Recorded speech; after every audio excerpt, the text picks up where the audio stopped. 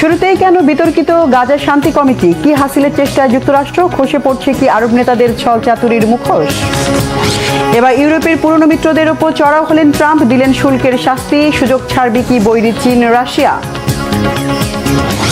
Maduro অপহরণ কাণ্ডে সম্ভাব্য বিশ্বাসঘাতকের মুখোশ উন্মোচন, ছিলেন প্রয়াত হুগো চ্যাভেজের ঘনিষ্ঠজন কেই কাবেলা। গাজা বোর্ড অফ পিস বা শান্তি পরিষদের আনুষ্ঠানিক ঘোষণার পর আরও স্পষ্ট হয়েছে এ নিয়ে দীর্ঘ বিতর্কের যৌক্তিকতা।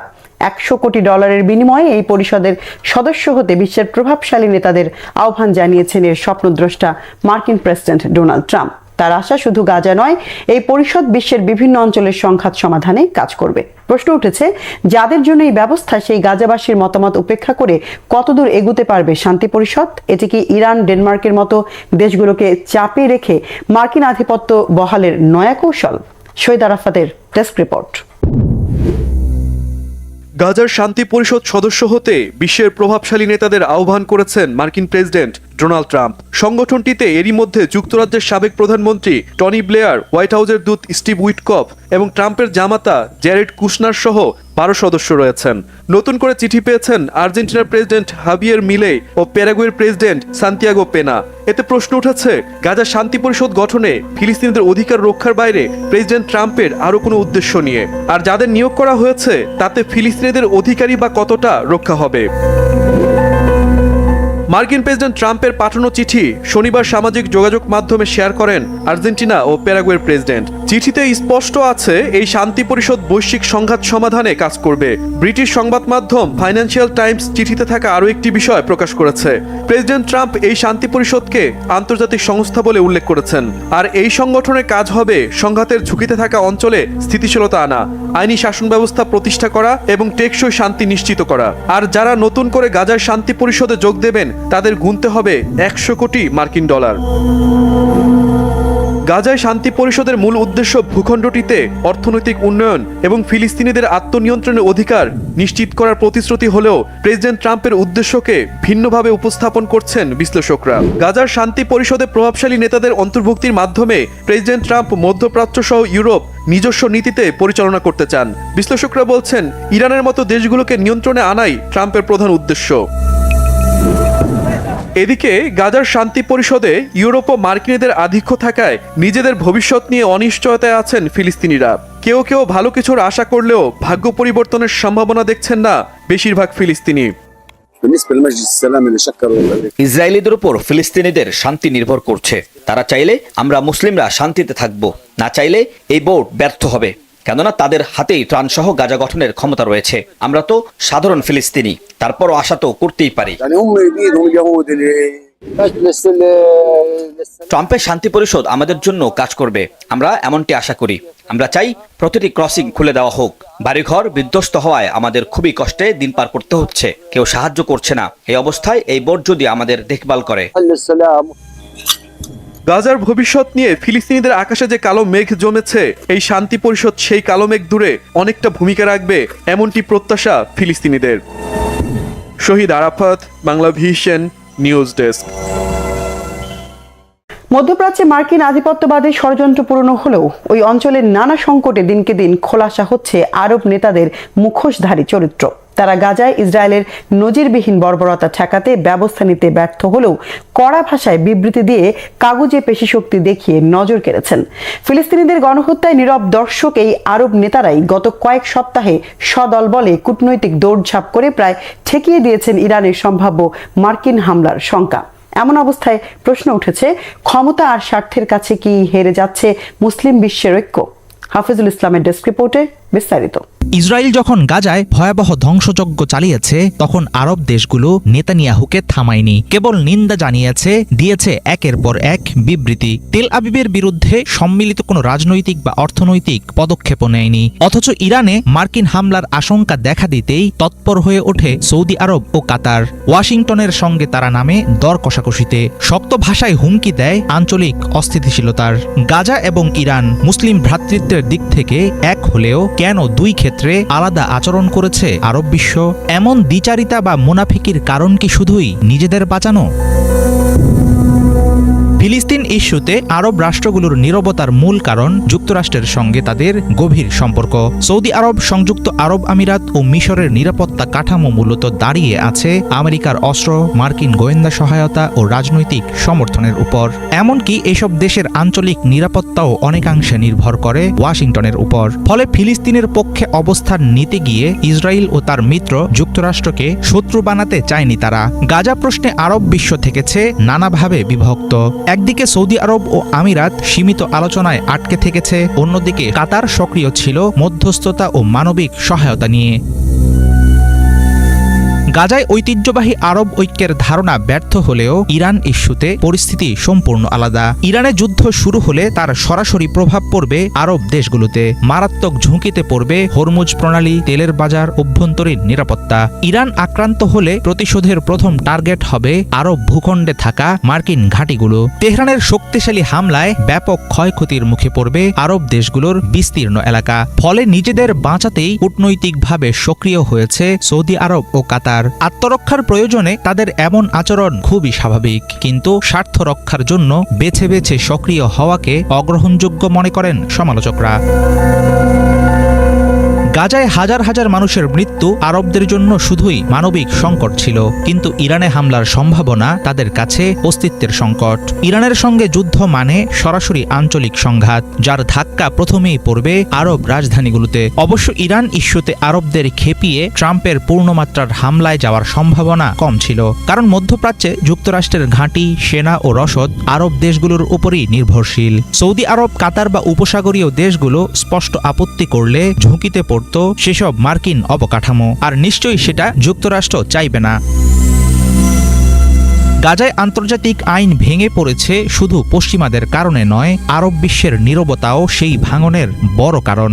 ইসরায়েল সব ধরনের আইন ভাঙলেও হুমকিতে পড়েনি আরব বিশ্বের অস্তিত্ব, কিন্তু ইরানে এমন কিছু হলে চ্যালেঞ্জের মুখে পড়বে আরব রাষ্ট্রগুলো।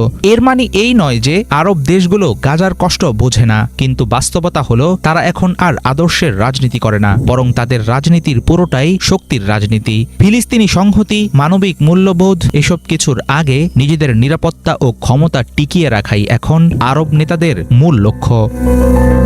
হাফিজুল ইসলাম, বাংলা ভিশন। আন্তর্জাতিক আইন আর রাজনীতির তোয়াক্কা না করেই ডেনমার্ক থেকে গ্রিনল্যান্ডকে কেড়ে নেওয়ার ইচ্ছা পূরণে বাধার মুখে পড়ায় রুক্ষ মেজাজে নয়া রং দেখালেন মার্কিন প্রেসিডেন্ট ডোনাল্ড ট্রাম্প। প্রায় যুদ্ধে নেমে পড়েছেন মিত্র দেশের বিরুদ্ধে। 10% শুল্ক আরোপ করেছেন ডেনমার্ক, যুক্তরাজ্য, জার্মানি, ফ্রান্স সহ ইউরোপের 8 দেশের ওপর। এতে কাজ না হলে শুল্ক 25% পর্যন্ত বাড়ানোর আগাম হুঁশিয়ারি দিয়ে রেখেছেন। এতে বিচলিত না হয়ে গ্রিনল্যান্ডের পক্ষে অবস্থান পুনর্ব্যক্ত করেছে ইউরোপীয় মিত্ররা। এর সুদূর প্রসারী প্রভাবে অটুট থাকবে কি যুক্তরাষ্ট্রের সাথে ইউরোপের সামরিক আর অর্থনৈতিক ঐক্যজোট? বিস্তারিত সানজিদা ইসলাম তন্নির ডেস্ক রিপোর্টে। ভেনিজুয়েলার তেলের নিয়ন্ত্রণ নেয়ার পর এবার গ্রিনল্যান্ড দখলে মরিয়া আমেরিকার প্রেসিডেন্ট ডোনাল্ড ট্রাম্প। তার পরিকল্পনাকে সমর্থন না দিলে মার্কিন শুল্কের মুখে পড়তে হবে এমন হুমকির একদিন পরেই 10% শুল্কের খাড়া নেমে এলো ইউরোপের 8 দেশের ওপর। শুধু তাই নয়, আগামী মাস থেকে কার্যকর হতে যাওয়া এই শুল্কের হার চলতি বছরের জুনে আরও 15% বাড়বে বলেও হুঁশিয়ার করেছেন ট্রাম্প। তবে কি এবার গ্রিনল্যান্ড ইস্যুতে যুক্তরাষ্ট্রকেই সমর্থন দেবে ইউরোপীয় দেশগুলো? কি বলছে ইউরোপের রাজনৈতিক ও অর্থনৈতিক জোট ইউরোপীয় ইউনিয়ন? যুক্তরাষ্ট্রের স্থানীয় সময় শনিবার নিজের মালিকানাধীন সামাজিক মাধ্যম ট্রুথ সোশ্যালের এক পোস্টে ইউরোপের 8টি দেশের নাম উল্লেখ করে শুল্ক আরোপের ঘোষণা দেন ডোনাল্ড ট্রাম্প। তালিকায় রয়েছে Denmark, Norway, Sweden, France, Germany, Netherlands, Finland এবং যুক্তরাজ্যের নাম। ভবিষ্যতে দেশগুলোর ওপর শুল্কের হার বাড়ানোর হুমকিও দেন। তবে ট্রাম্পের চোখ রাঙানি সত্ত্বেও গ্রিনল্যান্ডের প্রতি সমর্থন পুনর্ব্যক্ত করেছে যুক্তরাজ্য, ফ্রান্স, নরওয়ে ও সুইডেন। সামাজিক মাধ্যমের পোস্টে ব্রিটিশ প্রধানমন্ত্রী কিয়ার স্টারমার বলেন, গ্রিনল্যান্ড ডেনমার্কের অংশ। এটি গ্রিনল্যান্ডবাসী এবং ডেনিশদের বিষয়। অঞ্চলটির নিরাপত্তা ন্যাটোর জন্য গুরুত্বপূর্ণ। শুল্ক আরোপ না করে ন্যাটো সদস্যদের এক হয়ে কাজ করা উচিত। সামাজিক মাধ্যমের পোস্টে ফরাসি প্রধানমন্ত্রী ইমানুয়েল ম্যাক্রন ডেনমার্ক সহ ইউরোপের সকল দেশের স্বাধীনতা ও সার্বভৌমত্বের প্রতি সমর্থন জানান।